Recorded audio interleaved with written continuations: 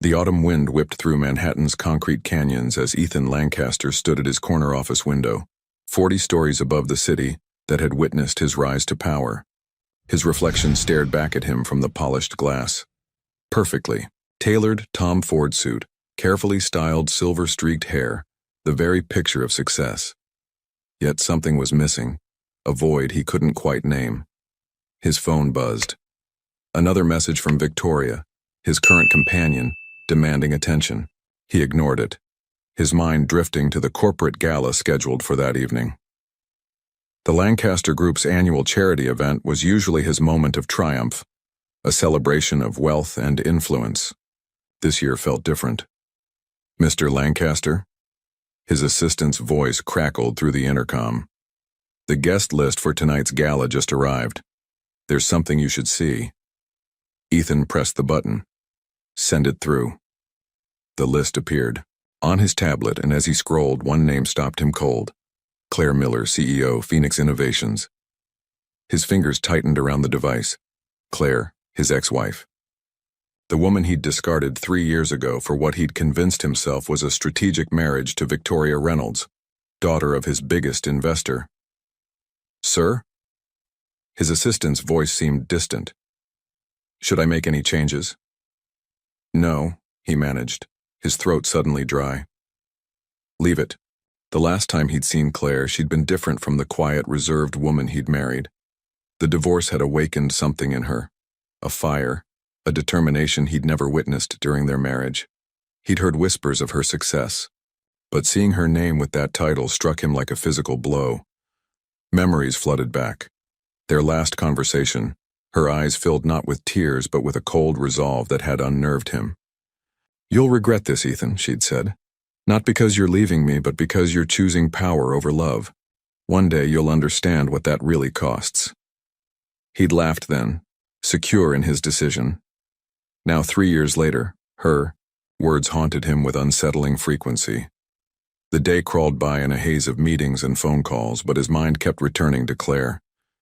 He'd tried to keep tabs on her after the divorce, but she'd vanished from his social circles, rebuilding, her life away from his influence.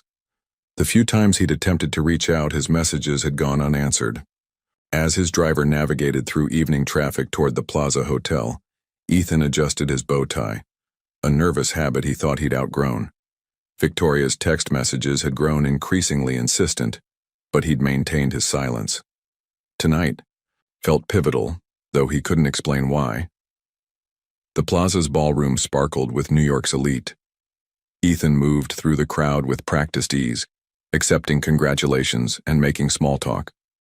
But his eyes scanned the room restlessly, searching. Then he saw her.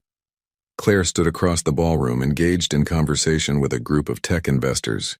She wore a midnight blue gown that seemed to catch every light in the room, her honey blonde hair swept up elegantly. But it was her presence that commanded attention, confident, poised, radiating the kind of power that couldn't be bought. As if sensing his gaze, she turned. Their eyes met across the crowded room, and Ethan felt the world tilt slightly on its axis. The slight lift of her eyebrow, the almost imperceptible tightening of her jaw. She'd known he would be here. He started toward her, drawn by an impulse he couldn't resist. The crowd seemed to part between them, creating a path he felt destined to walk. But before he could reach her, a small figure darted out from behind her dress, colliding with his legs. "Sorry," a child's voice piped up, and Ethan looked down into a pair of startlingly familiar eyes, his own eyes, set in a small face that made his heart stop. Claire moved with lightning speed, scooping the boy up into her arms. "Oliver," she said softly, but her eyes were locked on Ethan's face, watching the realization dawn. The room spun. The child, Oliver, couldn't be more than 3 years old. The timing, the resemblance. Ethan's mind raced, calculating dates, remembering their last months together. "Claire," he managed, his voice barely a whisper. "What? Who?" "Mr. Lancaster." She cut him off, her voice perfectly controlled. "I believe your fiancé is looking for you." She nodded toward the entrance, where Victoria had just arrived in a flash of red silk and diamonds. But Ethan, barely registered Victoria's presence. He couldn't tear his gaze away from the child who now buried his face shyly in Claire's neck, one small hand clutching her necklace. His son. He had a son. "We need to talk," he said, fighting to keep his voice steady. Claire's smile was polite, but glacial. "Do we? I think we said everything we needed to 3 years ago." She turned to leave, but Ethan caught her arm gently. "Claire, please, you can't just—" She looked down at his hand until he released her, then met his gaze with steel in her eyes. "I can, and I have. You made your choice, Ethan.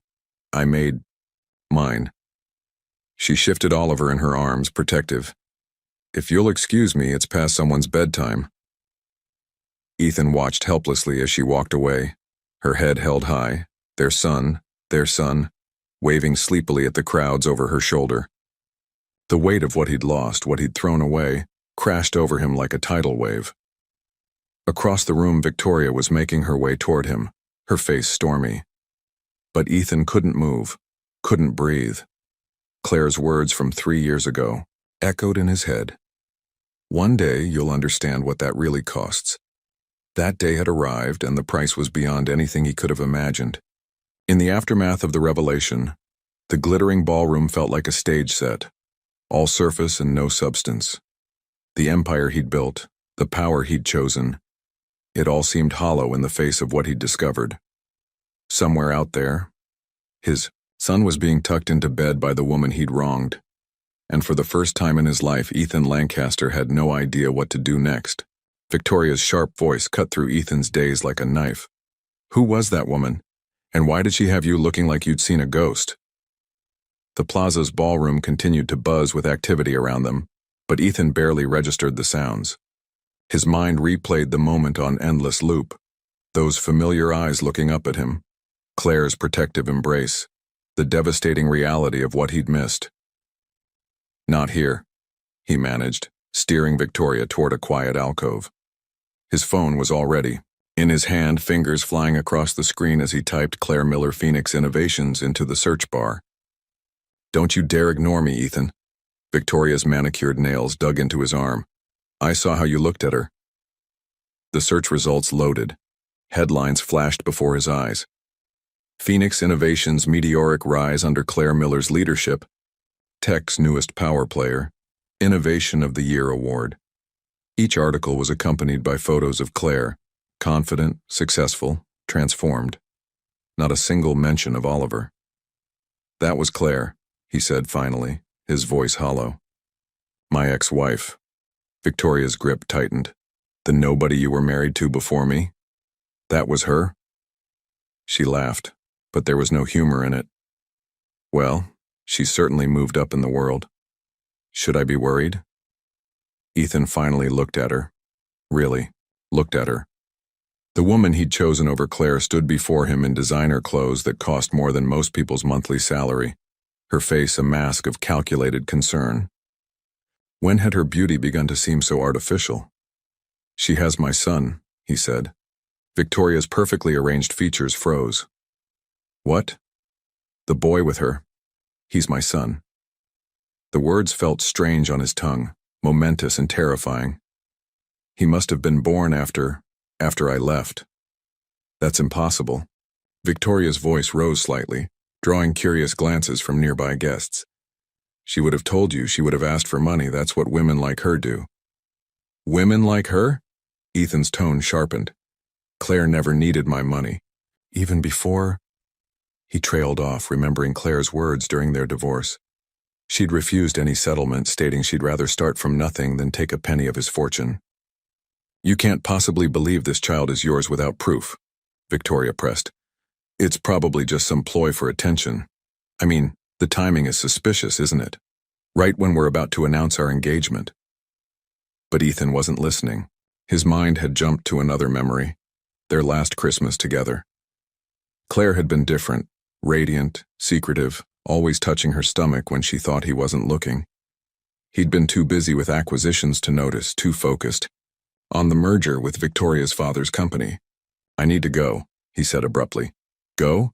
The gala's barely started. Your speech—" "Cancel it." He was already moving toward the exit. pulling out his phone again. "Ethan," Victoria called after him, but he didn't turn back. In his car, he called the one person who might have answers. "Richard, I need everything you can find on Claire Miller and Phoenix Innovations. And," he paused, "I need you to look into birth records from 3 years ago. Search for the name Oliver."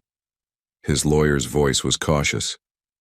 "Ethan, if you're planning what I think you're planning, just do it, whatever it costs."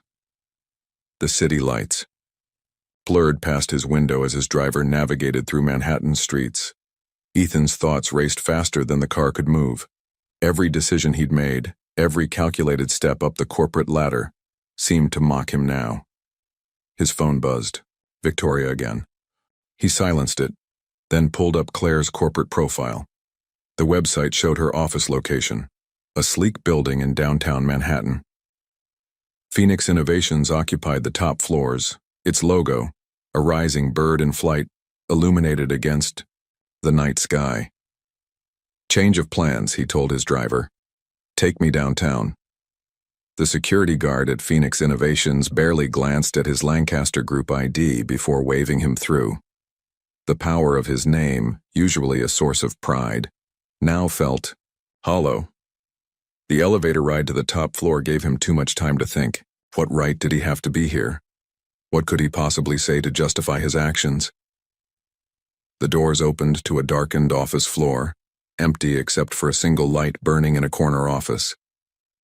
Claire sat at her desk, still in her gala dress, her face illuminated by her laptop's glow. She didn't look surprised to see him. "I wondered how long it would take you to show up," she said, closing her laptop. "Oliver's not here, he's home with his nanny." "Our son," Ethan corrected quietly. "No." Claire's voice was firm. "My son. You lost any right to claim him when you walked away." "I didn't know." "Would it have made a difference?"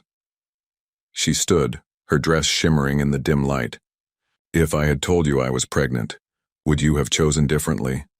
Would you have given up your precious merger, your perfect power couple fantasy with Victoria?" The silence stretched between them, heavy with unspoken truths. "I deserved to know," he finally said. "Like I deserved a husband who chose me?" Claire's composure cracked slightly. "I found out I was pregnant the day after you left, the day after you told me our marriage was a youthful mistake you needed to correct for the sake of your career." Each word hit him like a physical blow. "Claire, don't." She held up a hand. "I rebuilt my life, Ethan. I took that broken woman you left behind and turned her into someone stronger. Oliver has never lacked for love or support or anything else. He doesn't need you coming in now to satisfy your guilty conscience." "He's my son," Ethan repeated, his voice breaking. "I have rights." "Rights?" Claire laughed, but there were tears in her eyes. "You want to talk about rights? Where were your parental rights when I was throwing up every morning for months? When I went through labor alone? When he had colic and wouldn't sleep for weeks?" She took a shaky breath. "You can't just walk in here and claim rights to a child you didn't even know existed until tonight." "Then why come to the gala?" Ethan challenged. "Why let me see him at all?" Claire's shoulders squared. "Because I'm not you, Ethan. I don't hide from difficult truths or manipulate situations for personal gain. Oliver deserves to know where he comes from, even if where he comes from is a man who values power over love." The words hung in the air between them, echoing her prophecy from 3 years ago. Ethan took a step forward, then stopped as Claire tensed. "I'll fight for him," he said quietly. "I'll do whatever it takes." "Of course you will." Claire's smile was sad. "That's what you do, isn't it? Take what you want, regardless of who gets hurt in the process." She picked up her purse, preparing to leave. "But let me be very clear. If you try to use Oliver as another acquisition, another power play, I will destroy everything you've built. That's not a threat. It's a promise from a mother protecting her child." She walked past him toward the elevator, pausing briefly at the door. "You wanted power, Ethan. You got it. But power doesn't love you back and it can't call you daddy. The elevator doors closed on her final words, leaving Ethan alone in the darkened office, surrounded by the empire Claire had built from the ashes of their marriage. Through the floor-to-ceiling windows, the city sparkled below, a testament to ambition and achievement. But for the first time in his life, Ethan Lancaster looked at all he'd gained and saw only what he'd lost. Claire's hands trembled as she unlocked the door to her Upper West Side brownstone. The babysitter, Rachel, looked up from her textbook as Claire entered. "He went down like an angel," Rachel whispered, gathering her things. "Though he did ask about the man from the party, the one with eyes like his." Claire's chest tightened. Of course Oliver would notice that. He noticed everything. "Thank you, Rachel. See you tomorrow." After the babysitter left, Claire climbed the stairs to Oliver's room. He slept peacefully, his dark hair tousled against the pillow, one arm wrapped around his favorite stuffed penguin. In sleep, the resemblance to Ethan was even more striking. "Mommy?" Oliver's eyes fluttered open. "You're still pretty." Claire smiled, sitting on the edge of his bed. "And you're supposed to be asleep, mister." Who was that man? The one who looked like me? The question she'd been dreading. Claire stroked his hair, buying time.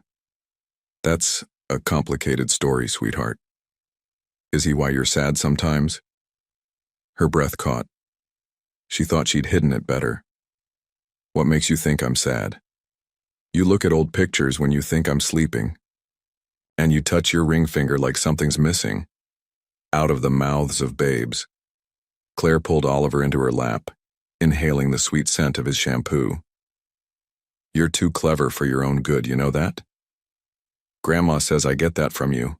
That man," Claire began carefully, "is your father." Oliver was quiet for a moment, processing. "Like Jenny's daddy, the one who lives in Chicago?" "Something like that."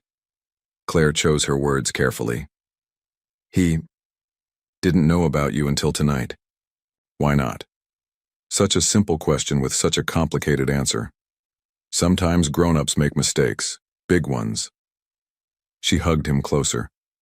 "But none of that is your fault. And you are the best thing that ever happened to me." Across town, Ethan sat in his home office staring at his computer screen. Richard's preliminary report filled the display. Oliver James Miller, born March 15, 2022. Mother, Claire Elizabeth Miller. Father, listed as undisclosed.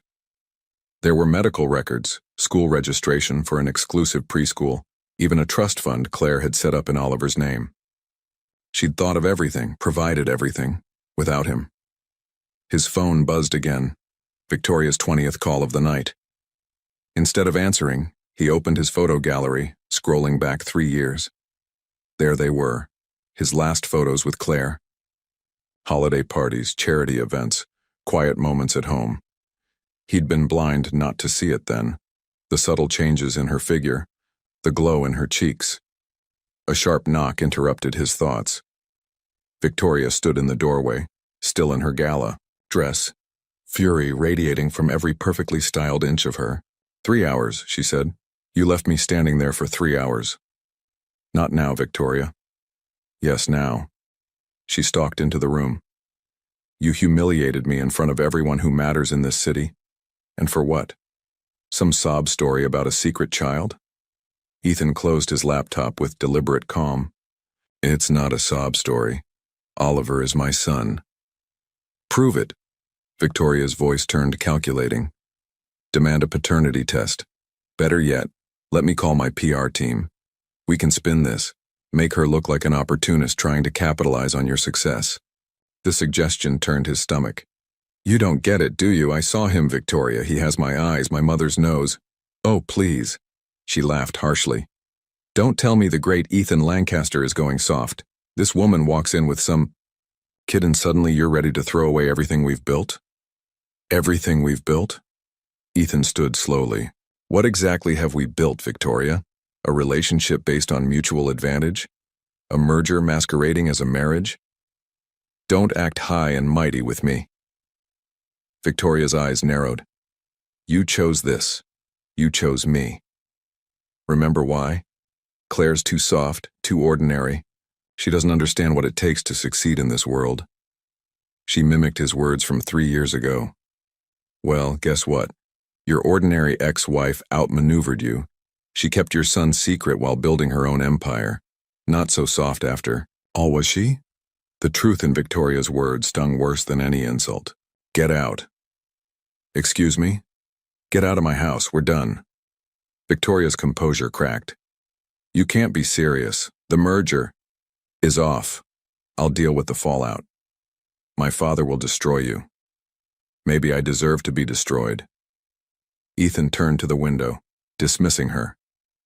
After a moment, he heard her heels clicking across the floor, followed by the slam of his front door. Alone again, Ethan pulled up Phoenix Innovations' website. Claire's company had revolutionized sustainable energy storage, solving problems. He dismissed as too idealistic when she'd first mentioned them years ago.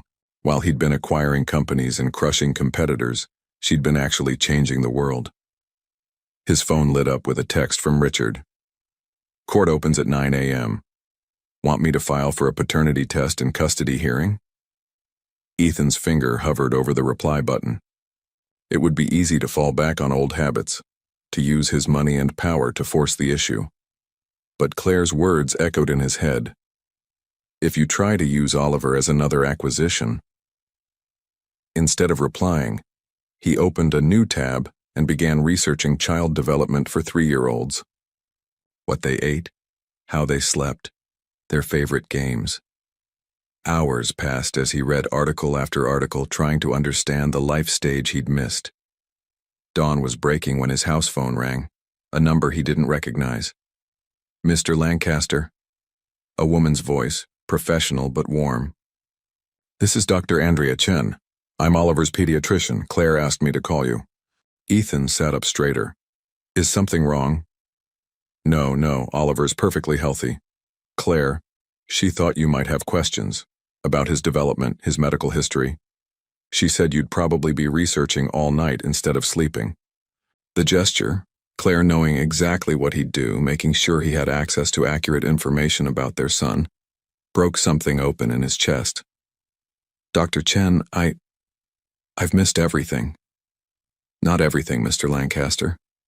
Oliver's only 3. There's still time if you're willing to put in the work. Real work, not just throwing money at the situation. What do you mean? Children need consistency, Mr. Lancaster. They need parents who show up, who put their needs first. Are you ready to be that kind of father? The question hung in the air as the sun rose over Manhattan, painting the sky in shades of possibility and regret. I want to be, he said finally. I just don't know how. That's the most honest answer you could give. Dr. Chen's voice softened. Start there. Start with honesty. The rest, well, that's what parenting is all about. Learning as you go.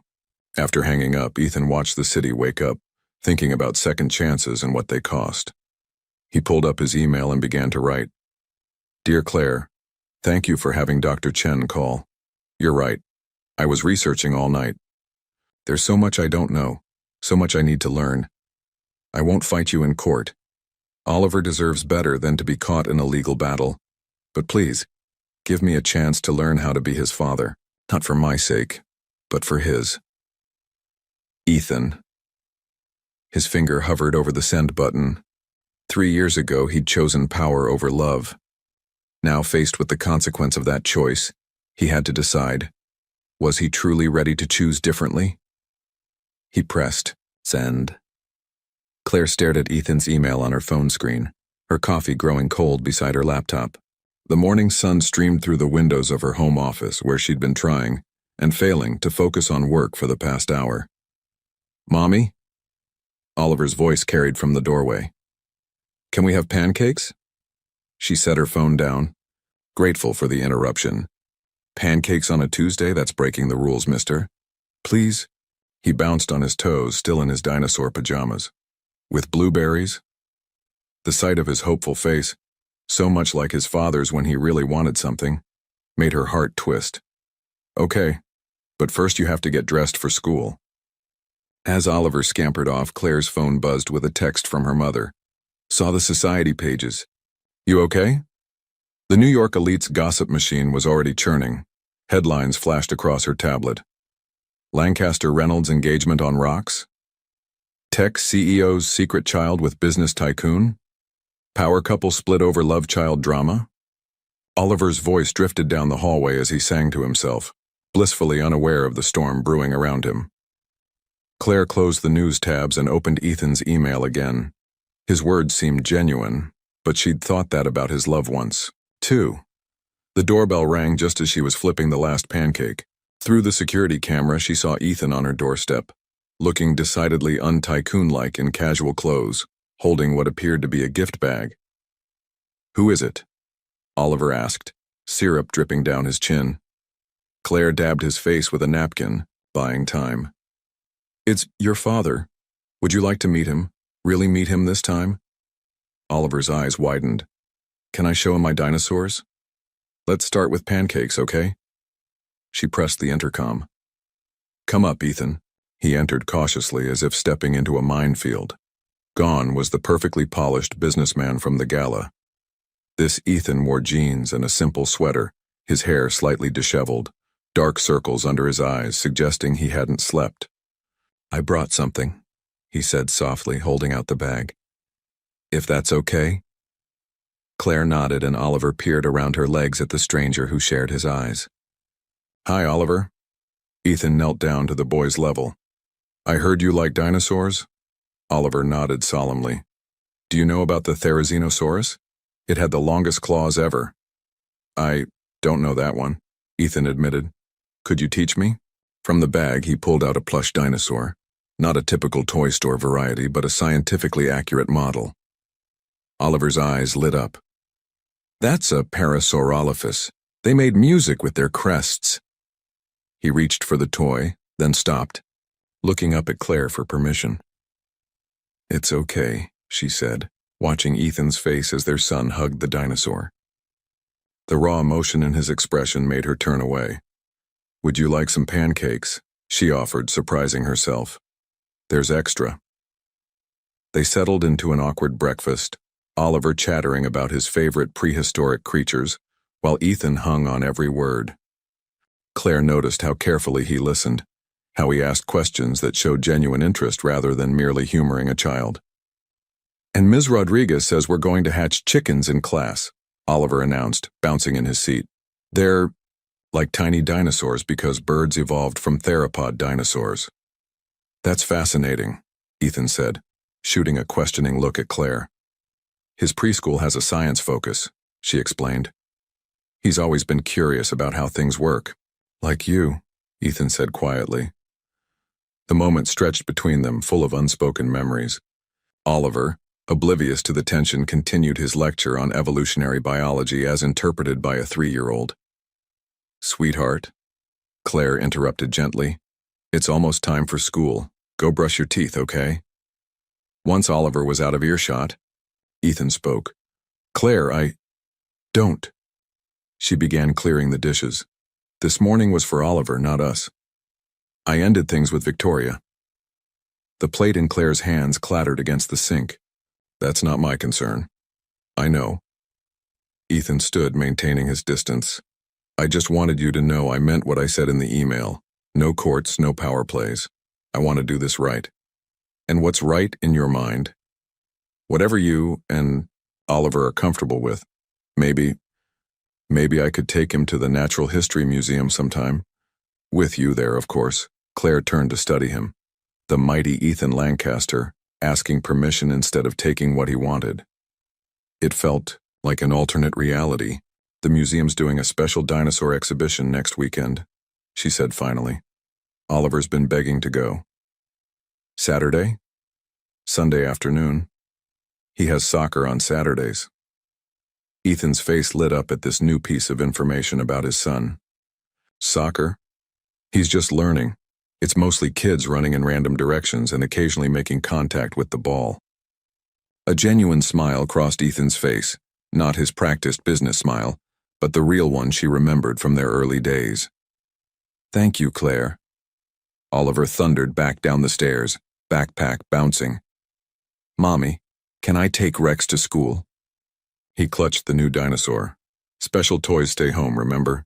We don't want Rex to get lost. Oliver's face fell but then brightened. Can he be here when I get back? Rex will be here, Claire assured him.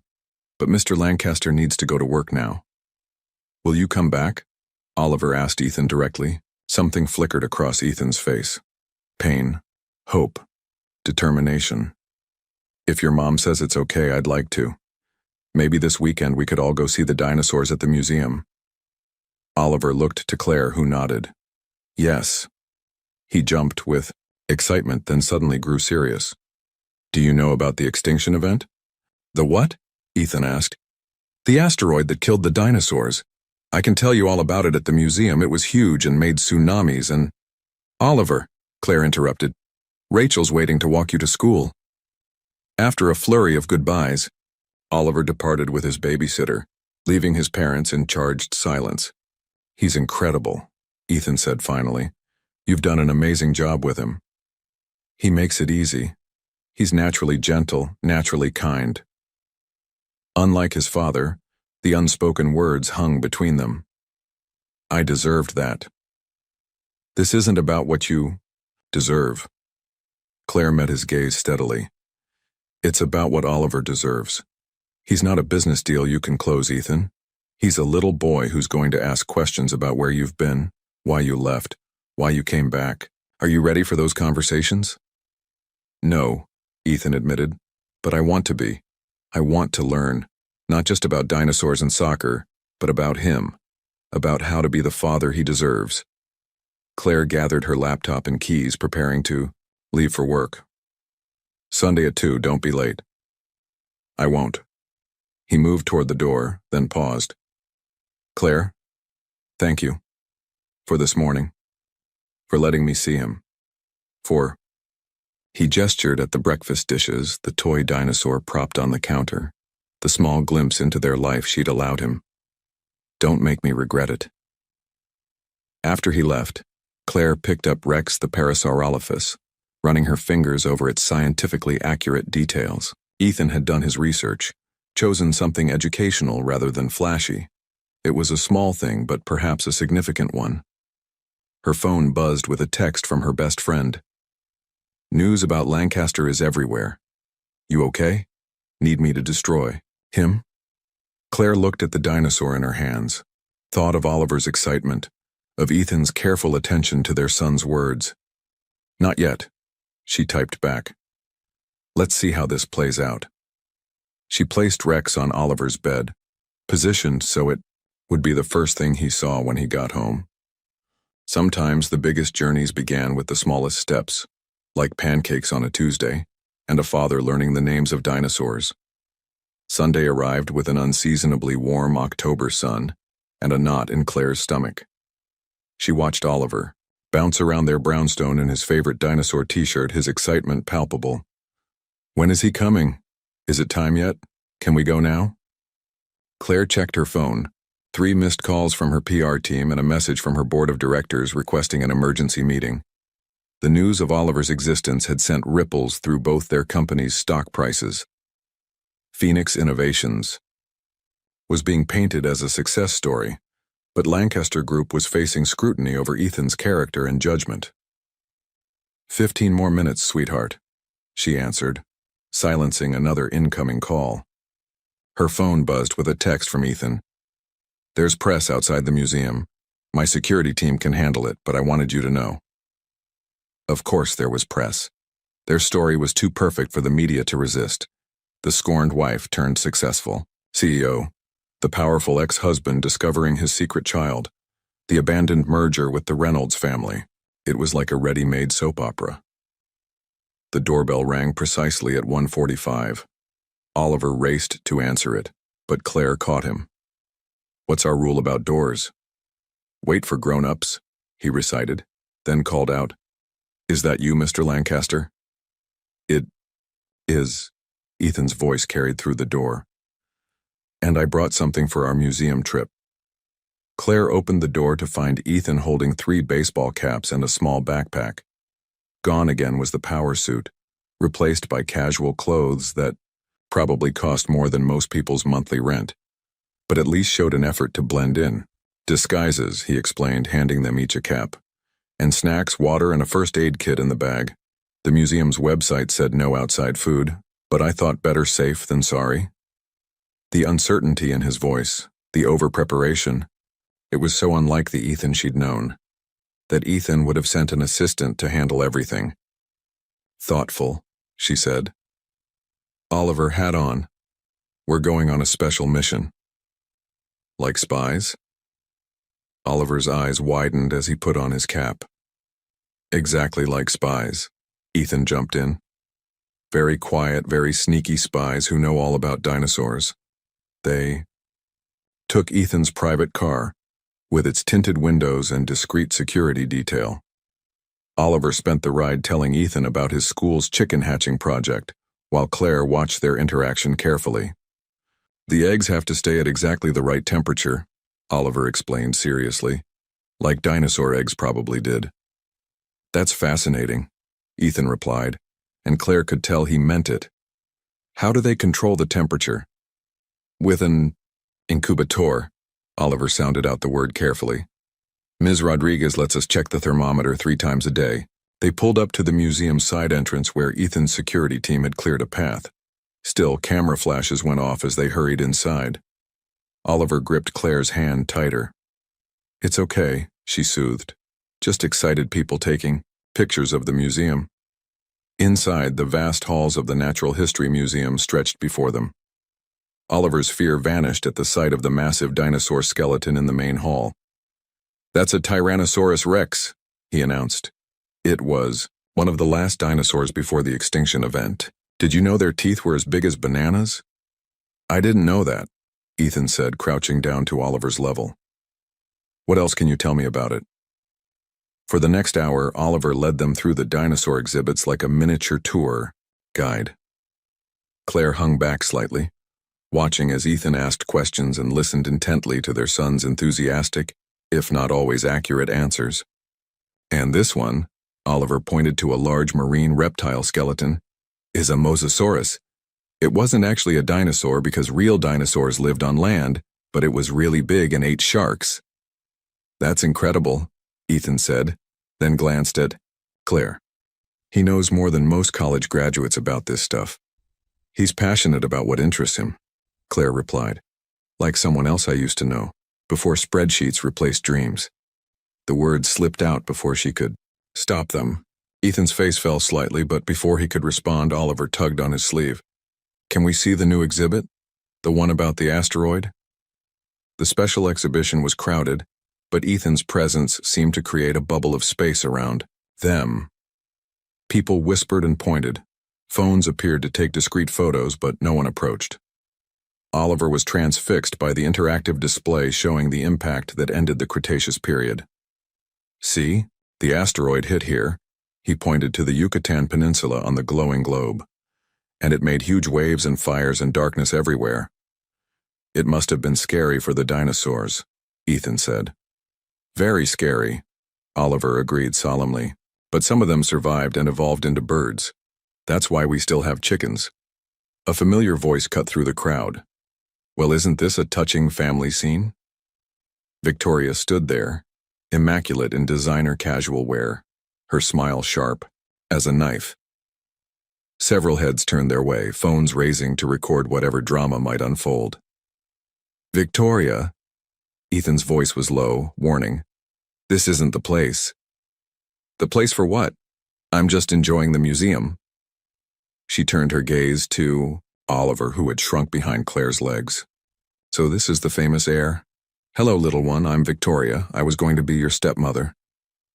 Was is the operative word, Claire cut in, her voice ice. Oliver, sweetheart, why don't we go look at the gems and minerals? I hear they have a new diamond exhibition. Actually, Victoria's smile widened. I'd love to talk to you, Claire, woman to woman, about old times, new beginnings, hostile takeovers. Is that a threat? Ethan stepped forward.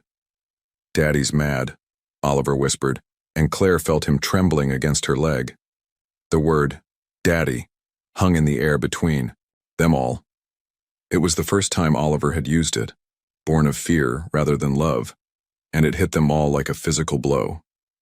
Victoria recovered first. Mad? No, sweetie. Your daddy doesn't get mad. He gets even. Isn't that right, Ethan? Isn't that what you did to Claire when she wasn't ambitious enough for you? That's enough. Ethan's voice was deadly quiet. You're upset, I understand that.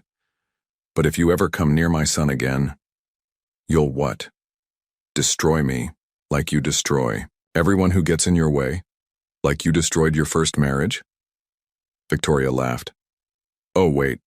Looks like that particular destruction backfired, didn't it? Claire felt Oliver's tears soaking through her pants leg. Around them, phones recorded everything, and she could already imagine the headlines. Lancaster family drama erupts at museum. Oliver, she said clearly, cover your ears and hum your favorite song, okay? Like we practice when things get too loud. He did, starting to hum the theme from his favorite dinosaur documentary. Claire turned to Victoria. You want to talk hostile takeovers? Fine. Check your phone. While you've been creating a scene, my board has been meeting with your father's board. It seems the Reynolds Group is looking for new leadership, someone more stable, someone who understands sustainable growth rather than quick profits, someone like Phoenix Innovations. Victoria's face went pale. She pulled out her phone, fingers shaking as she scrolled through messages. You can't. I can, and I did. Claire's voice was steel wrapped in silk. Now get out of here before security arrives, and remember, I learned about power plays from the best. The difference is, I learned how to do them better. Victoria fled, leaving a wake of whispers and recording phones behind her. Ethan stared at Claire with something like awe. Oliver, Claire said softly, you can uncover your ears now. How about we get some ice cream? Can we eat it in the planetary exhibit? Oliver asked, his voice small, where it's dark and quiet. Of course, buddy, Ethan said, then looked at Claire. If that's okay? She nodded, and they made their way to the dimly lit space under the planets. Oliver's ice cream dripped onto his shirt as he told them about the dwarf planet Pluto, his earlier fear gradually fading in the peaceful atmosphere. I'm sorry, Ethan said quietly while Oliver was distracted by a Mars display. About Victoria. About all of it. I meant what I said about the Reynolds Group, Claire replied. I protect what's mine. I know. He watched Oliver pointing out constellations on the ceiling. I'm starting to understand what that really means. They left through a different exit, away from the remaining press. As they waited for the car, Oliver tugged on Ethan's sleeve. Mr. Lancaster? If the dinosaurs could survive and turn into birds, does that mean bad things can turn into good things? Ethan met Claire's eyes over their son's head. Yes, he said softly. I believe they can, if they try hard enough and if they're given the chance. The Manhattan sunset painted the museum's facade in shades of amber and gold, a reminder that even after the darkest extinction events, life found a way to begin again. The video had gone viral by Monday morning. Tech CEO destroys rival. In Museum Showdown, topped every business news site, while social media dissected every word, every gesture, every subtle power play of the confrontation. Ethan watched the clips play on mute in his office, remembering Oliver's trembling form behind Claire's legs. His phone hadn't stopped ringing since dawn. Board members, investors, reporters. The Reynolds Group's stock had plummeted with news of the potential Phoenix Innovations takeover, and Victoria's public meltdown had only accelerated the decline. Your 9 a.m. is here, his assistant announced through the intercom. Richard Chen, his lawyer, entered with an armful of folders and a grim expression. It's worse than we thought. Victoria's father is threatening to sue for breach of contract over the merger cancellation. Let him. Ethan turned away from the windows. What else? Your board is calling for an emergency meeting. They're concerned about stability, about the company's image. Richard hesitated. Some are suggesting you take a temporary leave of absence. And Victoria's going to the press. She's scheduled an exclusive interview, positioning herself as the wronged fiancé, claiming you've had a secret family all along. Ethan's laugh was hollow, the irony being that I didn't know about my own son. Speaking of Oliver, Richard pulled out another folder. I've drawn up custody papers just in case, if Claire tries to use this situation to... No. Ethan's voice was firm. I told you, no custody battles. Ethan, be reasonable. Your position is precarious right now. Having clear legal rights to your son could what? Turn him into another asset to fight over? Another headline? Ethan stood, pacing the office. Do you know what Oliver did at the museum yesterday? He covered his ears and hummed when things got ugly. Claire taught him that. Taught him how to protect himself from adult chaos. I won't add to that chaos. The board won't like it. They want clarity, stability. The board doesn't get a vote in my relationship with my son. A knock interrupted them. Ethan's assistant stood in the doorway looking nervous.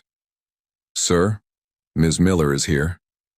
Claire entered before Ethan could respond, looking every inch the rival CEO in a perfectly tailored suit. We need to talk. Richard gathered his papers. I'll give you two a moment. Once they were alone, Claire spoke. Oliver's school called. Someone's been trying to take pictures of him at recess. The words hit Ethan like a physical blow. I'll handle it. How? The same way you handled Victoria yesterday? Claire's composure cracked slightly. He had nightmares last night, Ethan, about the angry lady and extinction events. Ethan sank into his chair, the weight of consequences pressing down on him. I'm sorry. I never thought she'd... That's the problem, isn't it? You never think about the collateral damage. Claire's voice softened. But this time, the collateral damage is our son. What do you need me to do? I've enrolled him in a different preschool, more secure, better screening of visitors. She met his eyes. It's closer to your office than his current school. The implication hung in the air between them. You're not keeping me away? Oliver asked about you this morning. He wanted to know if you'd come read him dinosaur stories like you did at the museum. Claire's expression was unreadable. Despite everything that happened, you made him feel safe when it mattered. You got down to his level literally and figuratively. The Ethan I knew 3 years ago wouldn't have done that. I'm trying to be better. I know. She placed a folder on his desk. That's why I brought this. Inside was a calendar, Oliver's weekly schedule, soccer practice, swimming lessons, play dates, all carefully noted. I'm not saying you can attend everything, Claire continued. But if you're serious about being in his life, really being there, you should know his routine. Know that he hates carrots but loves broccoli. That he sleeps with 2 nightlights because one might burn out. That he covers his ears and hums when things get scary. Ethan finished softly. Yes. Claire's professional mask slipped, showing the mother beneath. He's sensitive, Ethan. Like I was before I had to become hard to survive in this world. I don't want that for him. Ethan studied the calendar, noting the careful color coding, the small annotations about Oliver's preferences and needs. Thank you for this. For giving me a chance to know him. Don't make me regret it. She turned to leave, then paused. The Reynolds Group situation. I'll handle Victoria and her father. You focus on Oliver. Actually, Claire's lips curved slightly. I was going to suggest a collaboration. Phoenix Innovations' clean energy technology paired with Lancaster Group's distribution network. It would make the Reynolds merger obsolete and give both our stocks a boost. Ethan stared at her. You want to work together? Professionally, for both our company's sake. And, she hesitated, maybe it would be good for Oliver to see his parents can be on the same side. After she left, Ethan sat looking at the calendar for a long time. Soccer practice tomorrow afternoon. 3 years ago, he would have sent an assistant to observe and report back. Now the thought of sitting on uncomfortable bleachers watching his son chase a ball around with other preschoolers filled him with an unfamiliar warmth. His phone buzzed. Another message from the board about the emergency meeting. Instead of responding, he opened his browser and searched for best dinosaur books for 3-year-olds. Across town, Claire sat in her own office, watching Oliver through the glass wall of the company's daycare center. He was showing his new friends the dinosaur Ethan had given him, his face animated as he explained about the Parasaurolophus's musical crest. Her assistant appeared with afternoon messages. The Reynolds Group's board wants to schedule merger. Hux. And Mr. Lancaster's office sent over some documents about a potential collaboration. Schedule the merger talks for next week. Claire smiled slightly. And send the collaboration documents to legal. Carefully. Of course. The assistant paused. The press is still requesting statements about the museum incident. People are calling it the dinosaur showdown. Claire watched Oliver demonstrating how the dinosaur would have walked and trumpeted.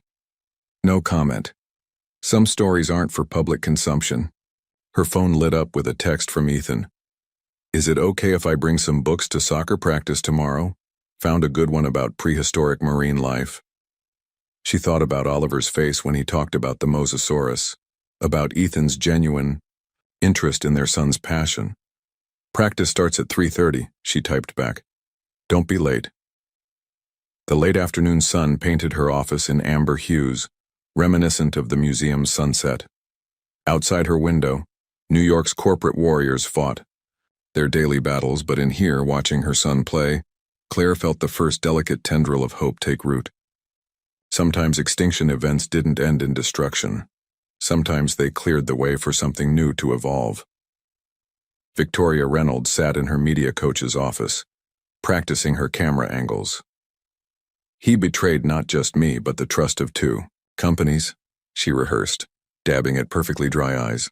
I thought I knew him. Good, the coach nodded. But maybe touch the necklace when you say knew him. It's the engagement pendant, right? Viewers eat up those details.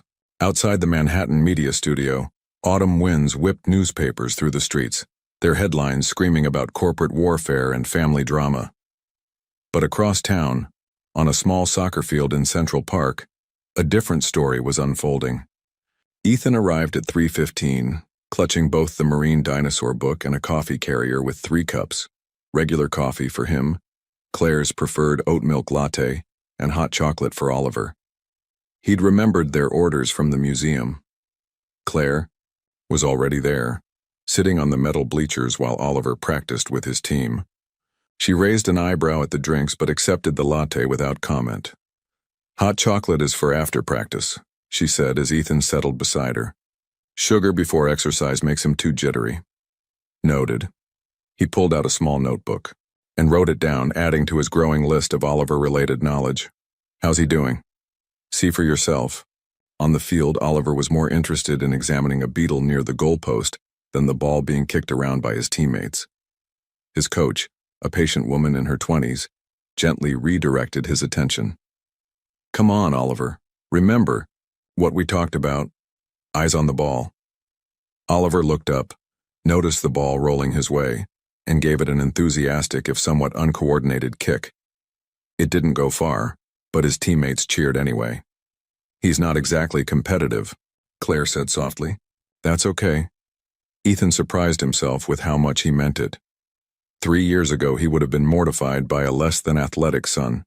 Now, watching Oliver's fascination with the beetle, he felt only warmth. He's curious.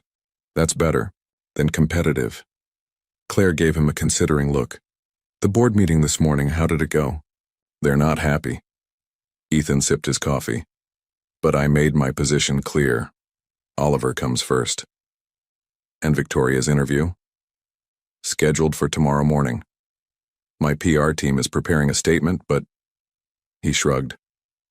Let her talk. I'm done. Playing those games. A commotion on the field drew their attention.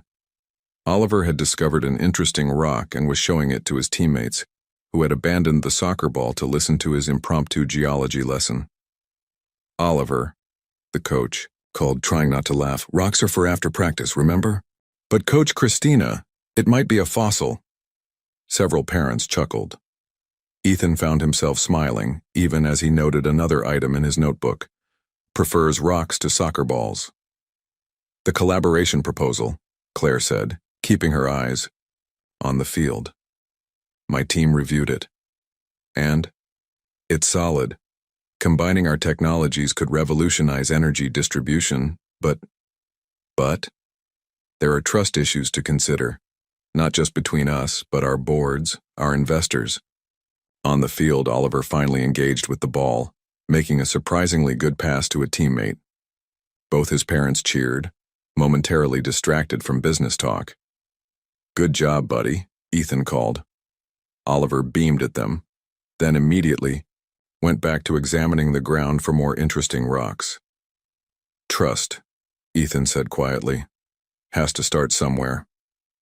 Speaking of trust, Claire shifted slightly. Oliver asked if you could come to dinner tonight, to see his rock collection. Ethan's heart jumped. Really? Don't read too much into it. He shows his rock collection to everyone, the mailman, his teachers, random people at the park. Still, I'd love to. A sleek black car pulled up to the park's edge, and Claire tensed. A man with a camera emerged, trying to be discreet, and failing. Ethan was already on his phone. Jerry, we've got another one at the soccer field. Yeah, same drill as yesterday. Thanks. He turned to Claire. My security team will handle it. They watched as two suited men approached the photographer, had a quiet conversation, and escorted him away. That's the third one this week, Claire said. I know, I'm sorry. It's not your fault. Well, not entirely. She managed a small smile. The collaboration announcement might help, give them a different story to focus on. Practice was winding down. Oliver's uniform was somehow both dusty and grass-stained, and he clutched something in his small fist as he ran toward them. Mommy, Daddy, look what I found. The word, Daddy, came naturally this time, not born of fear like at the museum. Ethan felt it like a physical impact. What is it, bud? He knelt down to Oliver's level, accepting both the dirty rock and the new title with equal reverence. It's got lines in it, see? Oliver pointed to some striations in the stone. It might be from the Jurassic period. Probably not, Claire said gently. But it's still a very interesting rock. Why don't you show it to your collection when we get home? Mr. Lancaster is coming to dinner. Really? Oliver bounced on his toes. Can we have dinosaur chicken nuggets? If that's okay with your mom, Ethan said carefully. Claire nodded. Go get your bag, sweetheart, and don't forget to thank Coach Christina. As Oliver ran off, Ethan's phone buzzed. A news alert. Victoria Reynolds' exclusive interview. The real story behind the Lancaster family drama. Tomorrow at 8 a.m. You should prepare a response, Claire said, reading over his shoulder. No. Ethan put the phone away. I have dinner plans with my son. Victoria can wait. Across the city, in the pristine media studio, Victoria practiced her tears and touched her necklace. But her carefully crafted narrative was already losing its power. The real story was happening on a small soccer field, where a father learned to value curiosity over competition, and in a child's rock collection, where trust was being rebuilt one mineral at a time. Oliver returned with his bag and a fistful of dandelions. These are for both of you, he announced, presenting the slightly wilted flowers with ceremony, because Coach Christina says we should be nice to everybody, even when they're being silly, like Victoria was. Claire and Ethan exchanged glances over their son's head. Out of the mouths of babes came wisdom that all their corporate strategizing couldn't touch. Thank you, sweetheart, Claire said, accepting her dandelions. Now, who's ready to go home and look at rocks? And read about marine dinosaurs? Oliver looked hopefully at Ethan. Definitely. Ethan tucked the book under one arm and took his dandelions with his free hand. I want to learn everything about them. As they walked to their cars, another photographer tried to approach. But this time, Oliver didn't need to cover his ears and hum. He was too busy telling his father about the difference between metamorphic and igneous rocks, his small hand trustingly held in Ethan's larger one. The late afternoon sun turned the dandelions to gold, nature's reminder that sometimes the simplest things, a child's trust, a shared moment, a humble flower, were worth more than all the corporate empires in Manhattan. Victoria's interview would air tomorrow, but tonight belonged to dinosaur chicken nuggets and rock collections. The business world could wait. Some mergers, after all, were more important than others. He knew about the child all along. Victoria's voice trembled perfectly on the morning news. The affair with his ex-wife, the secret family. It was all happening while we were planning our future together. Ethan muted the TV in his office, but he couldn't look away from Victoria's performance. Every gesture was calculated, from the modest navy dress that screamed wronged woman to the way she clutched the tissue she never actually used. His phone lit up with Richard's call. "It's bad, Ethan. The Reynolds Group is backing her story. Their board is claiming you deliberately sabotaged the merger to protect your secret family." "It's nonsense. There are dated documents, records. They're saying the documents are part of the cover-up, that you and Claire planned this all along." Richard paused. "The Lancaster Group stock is down 12%. A text from Claire flashed across his screen. "Turn on Channel 4. Now." He switched channels to find Claire being ambushed outside. Phoenix Innovations by a mob of reporters. "Ms. Miller? Did you deliberately hide your son to manipulate the market? Was this a planned corporate takeover from the start?" Claire navigated through the crowd with practiced grace, but Ethan could see the strain around her eyes. "No comment," she repeated until she reached the building's entrance. Then she stopped. Turned. The reporters fell silent, sensing a moment. "My son," she said clearly, "is not a corporate strategy. He's a 3-year-old boy who loves dinosaurs and collecting rocks. Anyone who tries to use him as a pawn in their games should be ashamed of themselves." She swept inside, leaving the reporters buzzing. Ethan's phone buzzed again. Oliver's new preschool. "Mr. Lancaster, we've had some situation with photographers. We've moved the children to the secure playroom, but we think it would be best if Oliver was picked up early." Ethan was already grabbing his coat. "I'm on my way." "Sir," his assistant called after him, "the board is waiting in the conference room. Tell them to watch Claire's statement on Channel 4. It's the only comment they're getting today." The preschool was a fortress of child-sized furniture and primary colors. Oliver sat in the playroom, showing his favorite teacher his dinosaur book, seemingly oblivious to the chaos his existence had sparked. "Daddy!"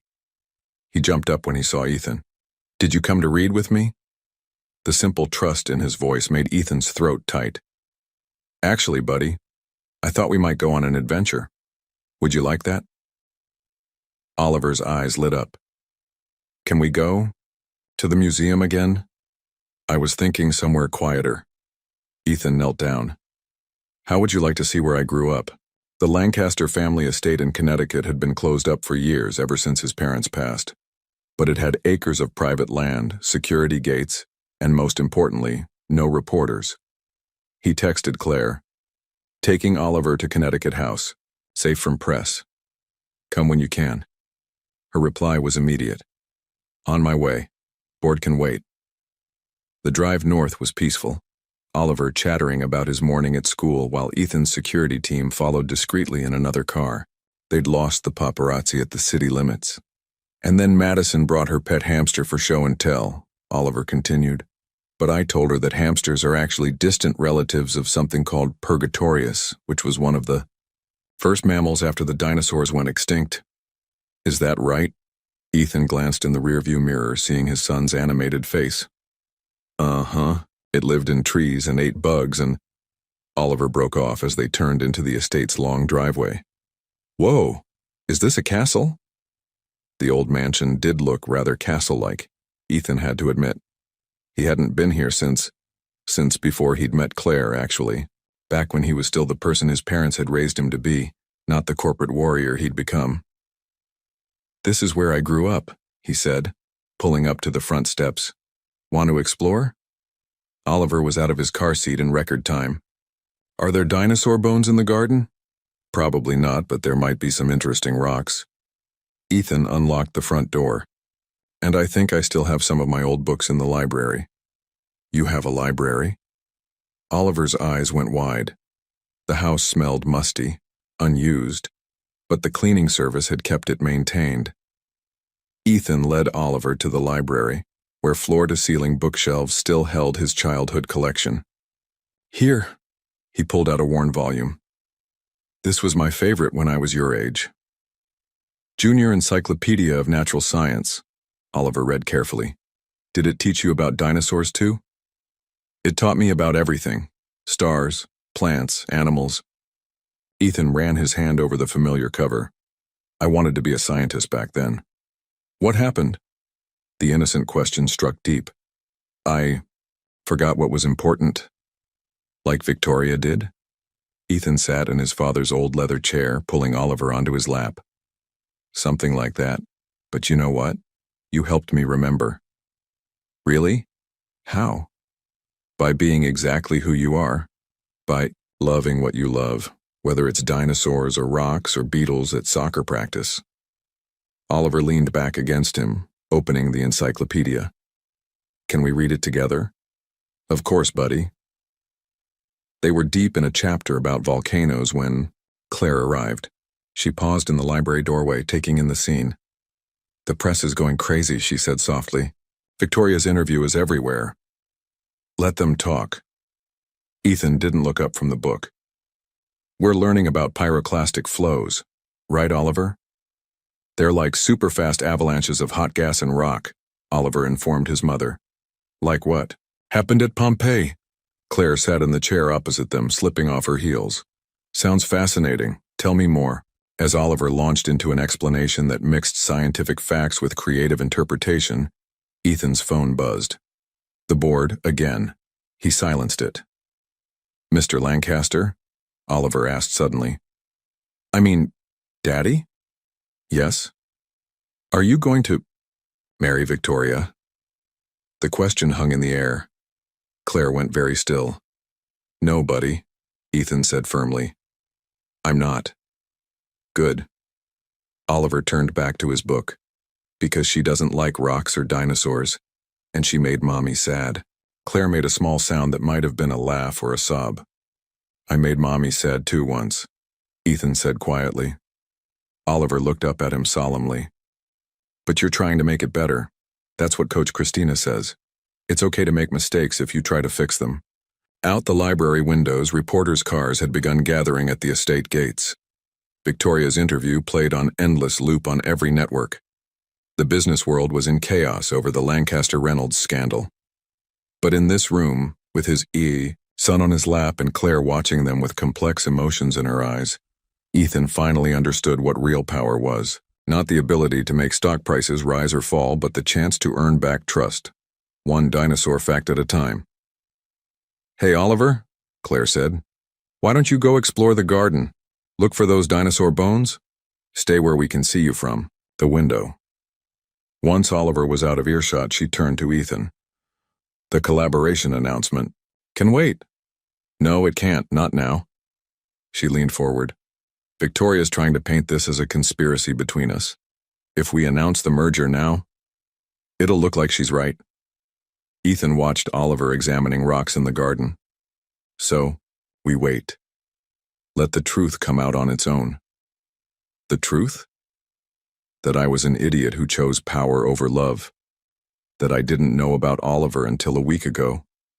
That he met her eyes. That everything good in my life came from you. And I was too blind to see it.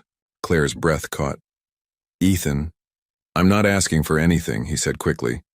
Just the chance to be Oliver's father, to prove I can be worthy of that trust. Outside, Oliver had discovered something exciting in the garden and was waving, frantically for them to come see. One day at a time, Claire said softly, standing to join their son. That's how trust grows back. Ethan followed them into the garden, leaving his phone behind. Victoria's interview could wait. The board could wait. Right now, his son had found what he claimed might be a real fossil, and nothing in the corporate world could possibly be more important than that. The board meeting was set for noon, but Ethan stood in Oliver's new preschool at 11:30, watching his son's class prepare for their chicken hatching project.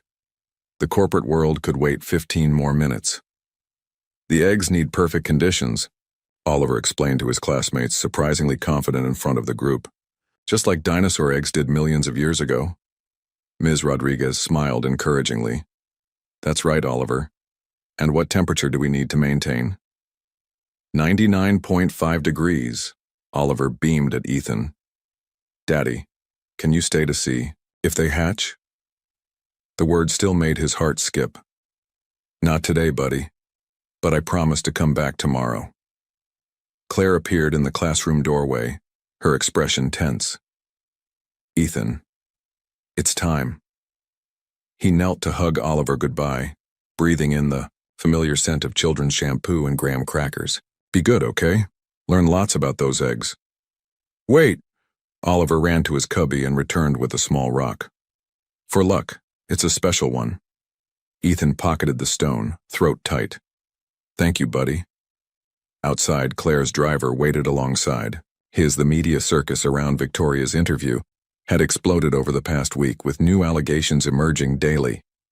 The latest claimed Claire had orchestrated the entire situation, using Oliver to orchestrate a hostile takeover of both companies. You don't have to do this, Claire said quietly.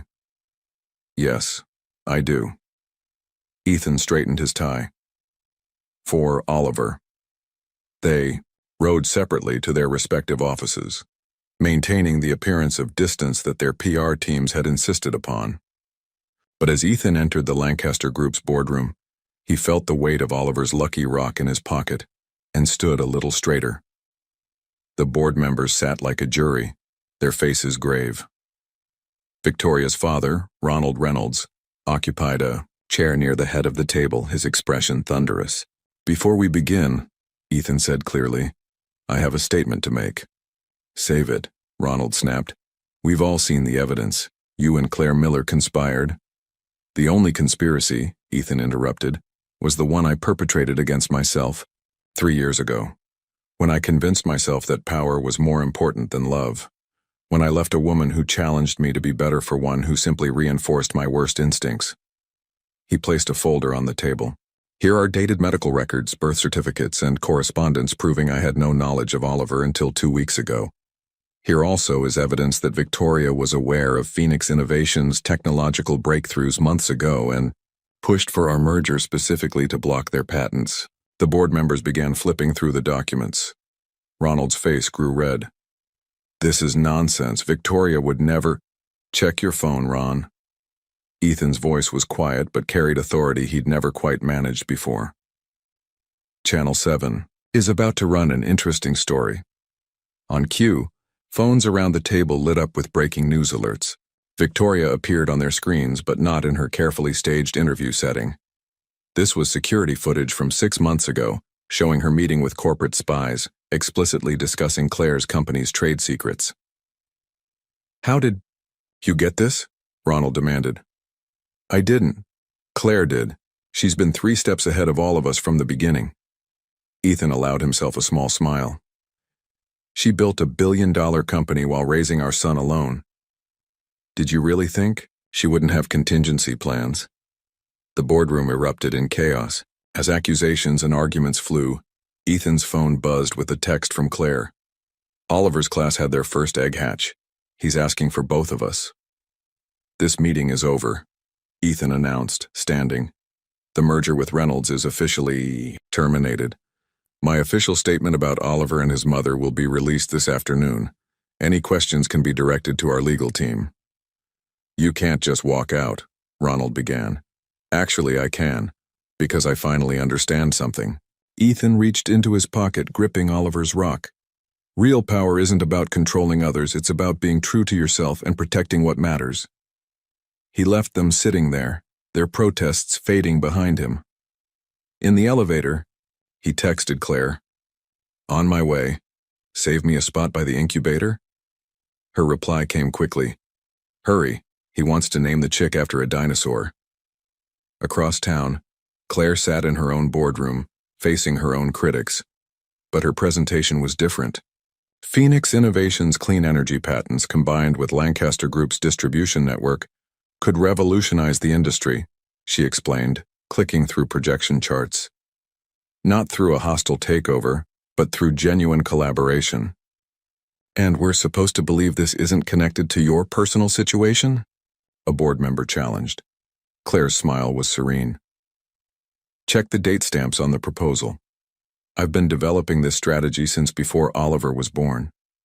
The fact that his father finally sees its value? That's just evolution. Her phone lit up with another text. A photo from Ms. Rodriguez showing Oliver peering into the incubator, his face alight with wonder. Now, Claire continued, we can either waste time discussing tabloid rumors or we can talk about how we're going to change the future of energy distribution. Your choice.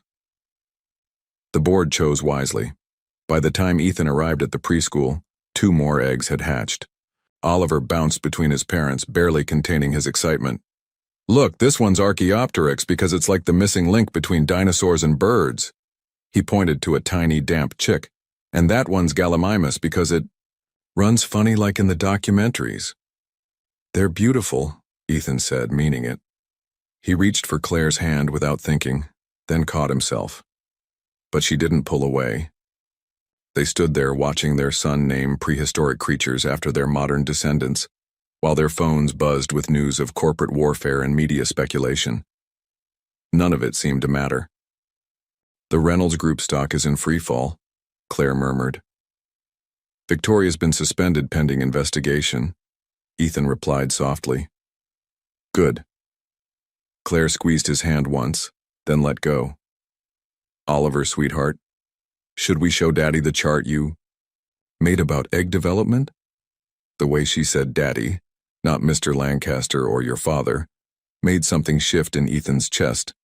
Oliver proudly displayed his somewhat creative interpretation of chicken embryo development, complete with detailed notes about possible dinosaur connections.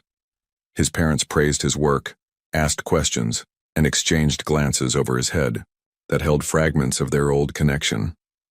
Outside the classroom windows, autumn was painting Central Park in brilliant colors. Change was in the air, in the newly hatched chicks, in the corporate landscape, in the careful way Claire smiled at Ethan when Oliver said something particularly endearing. One more egg to go, Oliver announced. Want to stay and watch? Ethan looked at Claire, questioning. She nodded slightly. We'll both stay, she said. Some things are worth waiting for. The double meaning wasn't lost on either of them. As Oliver settled between them to watch the miracle of new life emerging, Ethan realized that sometimes the biggest victories had nothing to do with stock prices or corporate takeovers. Sometimes they were as simple as a family watching eggs hatch on a Tuesday afternoon, while the outside world storms raged unnoticed and unloved. 3 months after the chicken hatching, snow dusted Central Park like powdered sugar. Oliver pressed his face against the windows of the Natural History Museum's new planetarium exhibit, watching a presentation about the asteroid that changed Earth forever. And that's how the age of dinosaurs ended, the narrator explained, making way for new life to evolve and thrive. Just like your companies, Oliver announced, loud enough for nearby visitors to hear. Claire stifled a laugh while Ethan knelt beside their son. How do you mean, buddy? Well, the old way had to go extinct so the new way could happen. Like how you and Mommy made your companies work together instead of fighting, and now you're helping save the planet with clean energy. Just like how mammals helped make new ecosystems after the dinosaurs were gone. Out of the mouths of babes, Claire and Ethan exchanged glances over their son's head. The past 3 months had transformed more than just their corporate landscape. Phoenix Innovations and the Lancaster Group's collaboration had revolutionized energy distribution across 3 continents. Victoria and her father had retreated to Europe after the corporate espionage scandal, their influence in New York's business world extinct as the dinosaurs Oliver loved so much. But the real evolution had happened in quieter moments. Soccer, practices, bedtime stories, family dinners that stretched later and later into the evening. moments when the lines between co-parents and former spouses blurred like snow in winter light. "Ready for the big presentation tomorrow?" Claire asked as they left the museum, Oliver running ahead to examine an interesting icicle. "As ready as I'll ever be," Ethan replied, though I'm not sure the board is prepared for Oliver's contribution. Their son had insisted on adding a section about environmental conservation to their clean energy presentation, complete with his own drawings of happy polar bears benefiting from reduced carbon emissions. Neither parent had the heart to edit it out. "He'll steal the show," Claire smiled. "He always does." They walked through the park toward Claire's brownstone, their breath frosting in the winter air. Oliver collected rocks even through his mittens, determined to find fossils in the most unlikely places. "Do you ever think about that night?" Ethan asked suddenly. "The gala where everything changed?" "Sometimes." Claire watched Oliver examining his latest geological treasure. "Do you regret it, coming back into our lives? Only that I wasn't there sooner." He stopped walking, turning to face her. "Claire, Mommy, Daddy, look what I found." Oliver held up what appeared to be an ordinary piece of concrete, his face glowing with discovery. Both parents dutifully examined it, praising its unique characteristics. "Can we have hot chocolate?" Oliver asked, "to celebrate my fossil?" "It's not actually a fossil, sweetheart," Claire began, but Ethan caught her eye. "I think this discovery definitely calls for hot chocolate," he said. "Maybe at that little cafe near your house, the one with the dinosaur cookies?" Oliver cheered, running ahead toward their favorite spot. They'd been there countless times over the past months, building new traditions one cup of cocoa at a time. The cafe was warm and welcoming, strings of winter lights twinkling in the early darkness. Oliver arranged his fossils on the table while they waited for their drinks. "And this one might be from the Cretaceous period," he explained seriously to their regular waitress, who listened with admirable patience. "Speaking of history," Ethan said quietly to Claire, "I've been thinking about the future." "Oh?" He pulled out a familiar object, the worn Junior Encyclopedia of Natural Science from his childhood home. "I found something pressed between the pages." From the book fell a photograph Claire hadn't seen in years. The two of them in college, young and in love, her head thrown back in laughter while he looked at her like she was the only person in the world. "I'd forgotten how to look at people that way," he said softly, "until Oliver taught me how to see what really matters." "Ethan, I'm not asking for anything," he hurried to add. "Just acknowledging how far we've come. How far I've come. Thanks to both of you." Oliver interrupted with his own discovery. The dinosaur cookie he'd been saving had a pattern that looked exactly like Archaeopteryx footprints. As they examined the cookie's prehistoric credentials, Claire slipped the photograph back into the encyclopedia, but she kept her hand on the book, her fingers brushing Ethan's. "Time is a funny thing," she said finally.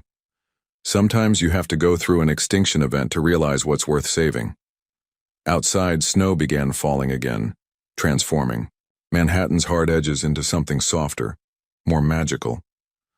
Oliver pressed his face to the cafe window, counting snowflakes and speculating about whether dinosaurs had ever seen snow. "They found preserved snowfall patterns in some fossils," Ethan told him, drawing on newly acquired knowledge. "From the late Cretaceous period." "Really?" Oliver's eyes widened. "Can we go see them?" "They're in a museum in Canada," Claire said. "But maybe we could plan a trip sometime?" The word "we" hung in the air between them, full of possibility. "As a family?" Oliver asked hopefully. Claire met Ethan's eyes over their son's head. The man she saw there wasn't the power-hungry tycoon who'd broken her heart, or even the repentant father seeking redemption. He was something new, evolved, like the creatures who survived the great extinction to become something better. "Yes," she said softly. "As a family." Ethan's hand found hers under the table, and this time neither pulled away. Oliver continued his paleontological analysis of his cookie, unaware that his parents were having their own moment of discovery. Later, watching Oliver finally drift off to sleep surrounded by his rock collection and cherished dinosaur books. Claire and Ethan stood in the doorway of his room like they had so many nights over the past months. "Stay," she said quietly.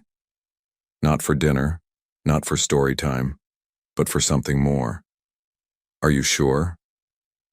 She turned to him in the soft light of Oliver's dinosaur nightlight. "Some things go extinct for a reason, Ethan, but some things are meant to evolve." He pulled her close, and as they kissed, Oliver stirred slightly in his sleep, clutching his beloved Rex the Parasaurolophus, the first gift from a father who had learned that true power lay not in corporate takeovers, but in the gentle act of learning to love again. Outside, the snow continued to fall, covering the city in possibilities as infinite as the stars that had witnessed the Earth's greatest transformations.